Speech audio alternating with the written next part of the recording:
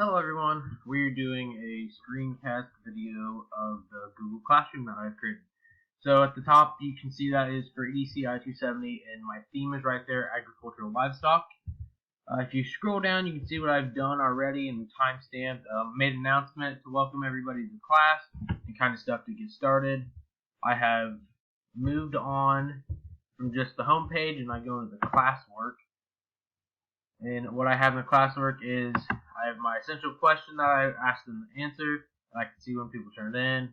I have a resource tab which has a video, website article link, a couple Google documents, and some slides for the students to review and help learn.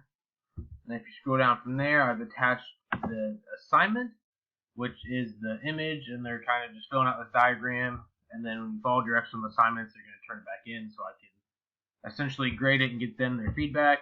And then throughout the top here, you just have people in the class. You can update grades in here.